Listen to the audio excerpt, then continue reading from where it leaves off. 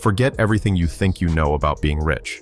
In the world of hip-hop, a multi-million-dollar fortune can vanish in the blink of an eye. One minute you're on top of the world, selling out stadiums and living a life of unimaginable luxury. Next, the IRS is raiding your home, your cars are being repossessed, and your name has become a cautionary tale whispered throughout the industry. In this video, we're exposing the jaw-dropping stories of 9 rappers who went from platinum to flat broke. From bad investments and massive entourages to epic lawsuits and battles with the taxman, we're uncovering every mistake that led to their downfall. Starting our countdown at number 9, we have Trick Daddy. For years, Trick Daddy has been a cultural icon in his hometown, the self-proclaimed mayor of the 305, and a foundational figure in Miami's hip-hop scene. He achieved mainstream stardom with the crunk-era smash hit Let's Go in 2004, which climbed to number 7 on the Billboard Hot 100. He was the face of South Florida rap, a big-hearted thug who represented the streets with pride.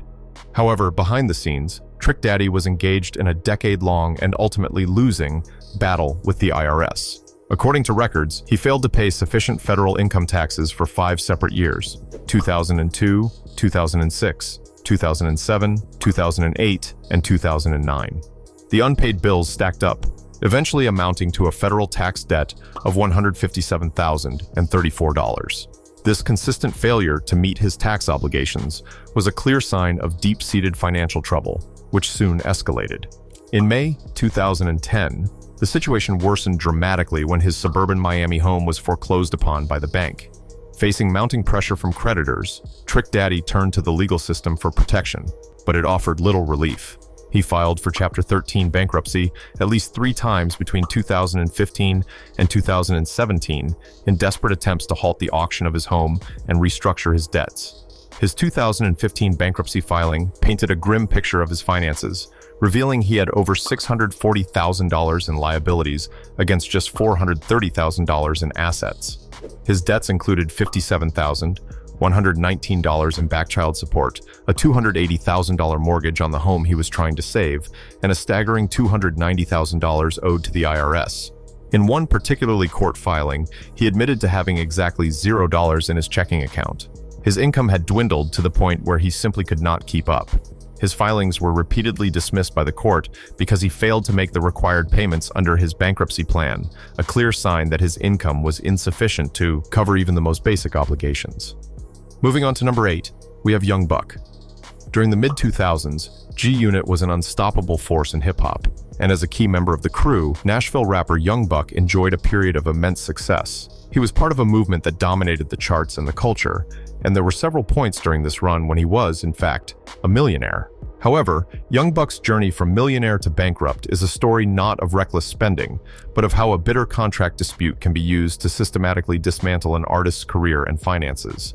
His downfall was precipitated by a falling out with G-Unit's leader, 50 Cent.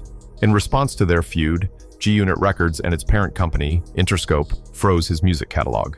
This move was financially devastating, as it effectively cut off his primary source of income from royalties. While his earnings were halted, his expenses continued to mount.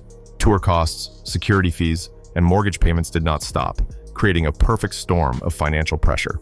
The situation reached a breaking point in August 2010 when IRS agents raided his Tennessee home, seizing studio equipment, jewelry, G-Unit memorabilia, and even his children's video game consoles to satisfy an unpaid tax debt. This public humiliation forced him to file for Chapter 13 bankruptcy. In his filing, he revealed plans to sue 50 Cent and G-Unit for $5 million in what he claimed were withheld royalties. The response from his former mentor was swift and brutal. 50 Cent filed a $10 million claim against Buck for breach of contract and, in a stunning legal maneuver, attempted to claim ownership of Young Buck's master recordings as part of the bankruptcy proceedings. This move, a classic example of self-recoupment, would have allowed 50 Cent to pay himself first before any other creditors by seizing the very assets, Buck's life's work, that could have helped him recover.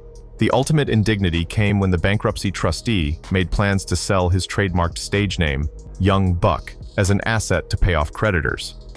Taking the 7th position on our list is Exhibit. Exhibit carved out a successful career on 2 distinct fronts.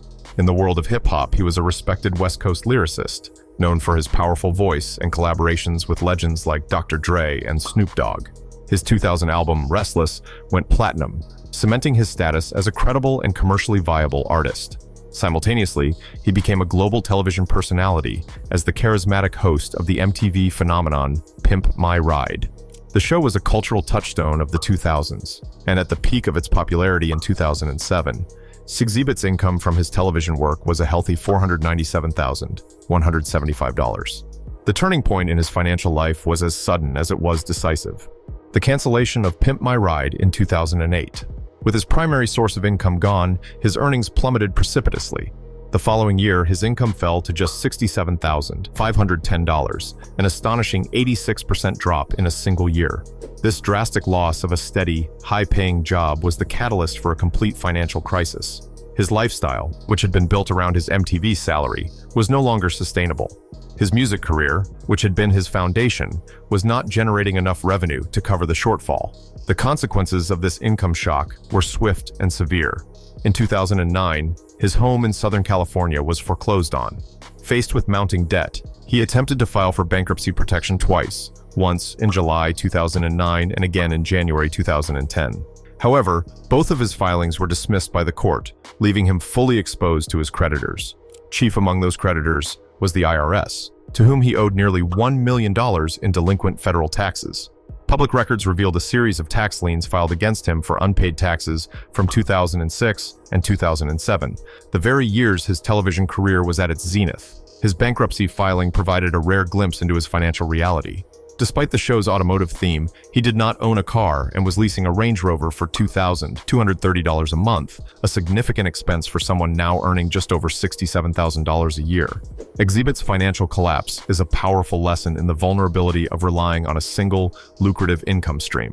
Unlike artists whose earnings slowly declined over time, his was a cliff-edge drop tied directly to the lifespan of a television show. However, in recent years, Xzibit has stabilized his career. He continues to release music and has a successful acting career, including a role on the hit show Empire. His current net worth is estimated at $3 million. At number 6, let's look at the case of Fat Joe. Fat Joe, also known as Joseph Cartagena, is a true veteran of the hip-hop world.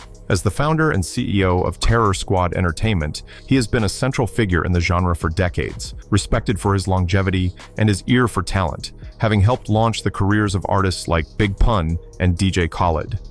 His own career is marked by massive chart-topping hits, including the Grammy-nominated What's Love and the iconic 2004 anthem Lean Back, which soared to #1 on the Billboard charts. He is a mogul, a media personality, and a pillar of New York hip-hop.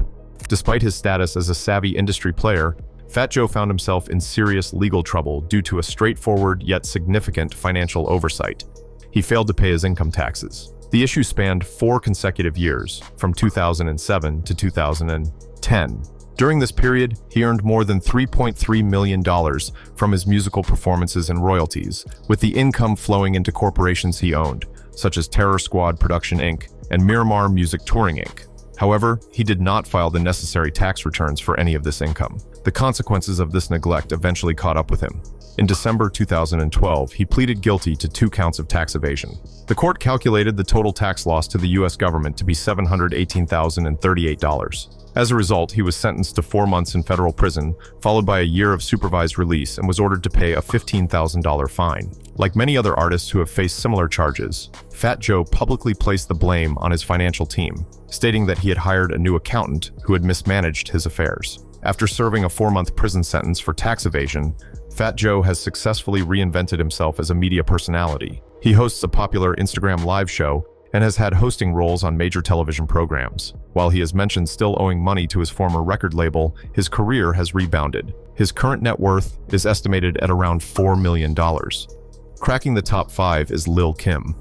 In the 1990s hip-hop landscape, Lil' Kim was a revolutionary force. As the queen bee of the junior MA crew, she shattered conventions with her unapologetic lyrics, bold fashion sense, and larger-than-life persona. Her 1996 debut album, Hardcore, was a landmark release, earning a double platinum certification and setting a record for the highest debut by a female rap album at the time. She followed this with a string of successful platinum albums and became a global pop star with her Grammy-winning feature on the 2001 remake of Lady Marmalade. A true fashion icon, she secured major endorsement deals with brands like MAC Cosmetics and Candies, and with over 15 million albums and 30 million singles sold worldwide, she established herself as one of the most successful and influential female rappers of all time. However, behind this story of groundbreaking success, a long and slow financial decline was taking place. Lil' Kim's financial struggles were not the result of a single event, but rather a decade and a half of financial neglect. As early as 2010, it was reported that she was facing foreclosure proceedings on her sprawling New Jersey mansion. Her most significant issue was with the IRS. Reports surfaced that she owed over $1 million in back taxes for the years 2002 to 2009. This was just the tip of the iceberg. The full extent of her financial crisis was revealed in June 2018, when she filed for Chapter 13 bankruptcy in a last-ditch effort to save her home from being sold at auction. The bankruptcy documents laid her finances bare, showing she had accumulated a staggering $4.08 million in debt against only $2.57 million in assets. The list of her debts was extensive and included $2 million owed on her mortgage, $186,000 in unpaid legal bills, and a massive $1.85 million owed to the IRS for taxes dating all the way back to 2004. Her case was further complicated by the fact that her debts exceeded the legal limits for a Chapter 13 filing, forcing her legal team to navigate a complex and challenging process. After filing for Chapter 13 bankruptcy in 2018 to save her home from foreclosure, Lil' Kim faced a long road back. Her case was complicated and eventually dismissed in 2019, but she continued to work on her finances. In April 2023, it was reported that she had finally cleared her long-standing tax debt with the IRS. The fourth artist on our countdown is T-Pain. During the mid to late 2000s, T-Pain was not just a successful artist, he was the sound of popular music itself. He was a hit-making machine, with a presence on over 50 songs that charted on the Billboard Hot 100, including his own massive singles and countless features for other artists. His collaboration with Flo Rida on the song Low was a cultural phenomenon, eventually being certified diamond for selling over 10 million units. At the absolute height of his career, T-Pain had an estimated $40 million in his bank account, a fortune that seemed to place him in the upper echelon of music's elite. The story of how that $40 million fortune disappeared is one of the most dramatic and cautionary tales in modern music. His downfall was the result of a two-pronged attack on his wealth: extravagant personal spending and a series of disastrously bad investments. On the spending side, he became known for his lavish purchases, most famously a massive diamond-encrusted chain that literally spelled out the words "big ass chain," which reportedly cost around $400,000. However, he has stated that the real damage was done by his investments. He admitted in an interview that he entrusted his manager with handling his real estate portfolio, a decision that proved to be catastrophic. He explained that his manager was overly optimistic and invested in complete dumps in terrible neighborhoods in Florida, none of which were ever renovated or sold. It was a case of throwing good money after bad, with no strategy or oversight. The financial consequences were absolute. T-Pain went from having $40 million to having, in his own words, $0 in the bank. The low point of his journey was a moment of profound humility that he has since shared openly to educate others. He revealed, "I had to borrow money to get my kids Burger King." This single, powerful anecdote perfectly captured the shocking totality of his financial collapse.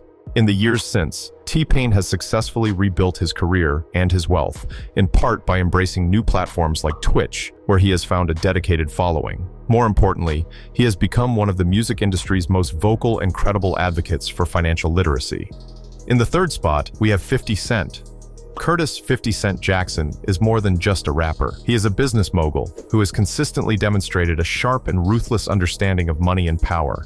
His 2003 debut album, Get Rich or Die Tryin', was a cultural earthquake that established him as one of the biggest stars in the world. From there, he built a diversified empire that included G-Unit Records, G-Unit Clothing, and a successful career in film and television production. His most legendary business move came when he took a minority stake in the beverage company Glacéau, PepsiCo, the maker of vitamin water, instead of accepting a simple endorsement fee. When Coca-Cola acquired the company in 2007 for $4.1 billion, 50 Cent's share netted him an estimated $100 million after taxes, cementing his reputation as a brilliant entrepreneur. At his financial peak, his net worth was estimated to be as high as $155 million. This makes the fact that he filed for bankruptcy in 2015 all the more shocking, but the context is crucial. His financial crisis was not the result of a slow decline or reckless spending. Instead, it was triggered by two catastrophic legal judgments that were handed down against him in quick succession. First, a court ordered him to pay $17.2 million to a company called Sleek Audio after a business deal to produce headphones went sour. Just days later, a jury in a separate case awarded $7 million to Lastonia Leviston, the mother of rival rapper Rick Ross's child, after 50 Cent posted a private video of her online without her consent. Facing nearly $25 million in immediate legal judgments and citing total debts of $36 million, he filed for Chapter 11 bankruptcy. However, this was not a typical case of a celebrity going broke. It was a calculated and strategic legal maneuver. 50 Cent himself described it as a standard move that business people will do in a heartbeat before losing money. By filing for Chapter 11, he was able to immediately halt the collection of the massive judgments, protect his assets and ongoing income streams, and force his creditors into a court-supervised negotiation. The strategy was a resounding success. A judge approved a 5-year repayment plan that required him to pay back approximately $23 million of his debt. He managed to pay it off in less than 2 years. He used $8.7 million of his own money and, in a brilliant turn of events, paid the rest with the $13.65 million he won from a legal malpractice lawsuit he had filed against the lawyers who he claimed had given him bad advice in the Sleek Audio case. 50 Cent's bankruptcy was not a story of financial failure. It was a masterclass in financial self-preservation. His case is the most complex and sophisticated on this list, demonstrating that sometimes going broke can be the smartest business decision a person can make. Today, 50 Cent is far from broke. His empire in television and film production, G-Unit Film and Television, along with his ventures and spirits like Branson Cognac, has rebuilt his fortune. As of 2024, his net worth is estimated to be around $40 million. Our runner-up at number 2 is the story of DMX. Earl Simmons, known to the world as DMX, was one of the most raw, authentic, and electrifying artists in the history of music. His impact on the charts was historic. He became the first artist in music history to have his first 5 studio albums debut at number 1 on the Billboard 200 chart. A true cultural icon, he sold over 75 million records worldwide and starred in several successful films. However, DMX's life was a constant and public battle with personal demons, which fueled a lifetime of legal and financial turmoil. His financial problems were not caused by a single bad decision, but were the result of a chaotic lifestyle that he could never escape. A significant and recurring drain on his finances was child support. He fathered 15 children with multiple women, and the financial obligations were immense. In one of his bankruptcy filings, his back child support was listed as his priority debt, totaling a staggering $1.24 million. This, combined with constant legal fees from numerous arrests, created a relentless financial pressure. His most significant financial battle was a long and protracted war with the IRS. In July 2017, he was hit with a 14-count federal indictment for tax fraud. Prosecutors accused him of engaging in a multi-year scheme to conceal millions of dollars of income and evade $1.7 million in taxes. The indictment alleged that from 2010 to 2015, a period in which he earned over $2.3 million, he failed to file any personal income tax returns. Instead, he maintained a cash-based lifestyle, had his royalty payments diverted to the bank accounts of his managers, and demanded to be paid in cash to hide his income from the government. He eventually pleaded guilty and was sentenced to 1 year in federal prison and ordered to pay $2.29 million in restitution to the IRS. Over the years, he had attempted to file for bankruptcy on 3 separate occasions, once listing less than $50,000 in assets against nearly $10 million in debt. At the time of his tragic death in 2021, his net worth was estimated to be in the negative, with some reports suggesting he was between $1 million and $10 million in debt. And finally, taking the number 1 spot is MC Hammer. In the early 1990s, MC Hammer was more than a rapper. He was a global pop culture phenomenon. His 1990 album, Please Hammer, Don't Hurt 'Em, was a groundbreaking success, selling over 10 million copies and becoming the first hip-hop album in history to be certified diamond by the RIAA. At the absolute peak of his fame, his personal fortune was estimated to be as high as $70 million, an almost unimaginable sum for a rapper at the time. In the year 1991 alone, Forbes estimated his earnings at $33 million. The story of how that $70 million fortune vanished in just a few short years has become the foundational cautionary tale in the music industry. He spent an estimated $30 million to build a custom, sprawling mansion in his hometown of Fremont, California, complete with gold-plated gates and a recording studio. He traveled with a massive entourage of 200 people, a crew of friends and family members who were on his payroll at a reported cost of $500,000 every single month. His personal assets included a fleet of 17 luxury cars, multiple airplanes, and a stable of 21 thoroughbred racehorses. He treated his fortune not as a finite resource to be managed, but as an endless stream of income to be spent. The inevitable collapse came in April 1996, just 6 years after he had reached his commercial peak. MC Hammer filed for Chapter 11 bankruptcy protection, a stunning fall from grace that shocked the world. His bankruptcy filing listed a staggering $13.7 million in debt against only $9.6 million in assets. His long list of creditors included everyone from former employees to the IRS. In the end, his prized mansion, his luxury cars, and all the other symbols of his extravagant lifestyle were sold off to pay his debts. After filing for bankruptcy in 1996, he turned to ministry and became a pastor. He also embraced the tech world, making several investments in Silicon Valley companies. Today, he lives a more modest lifestyle, and his net worth is estimated at around $2 million.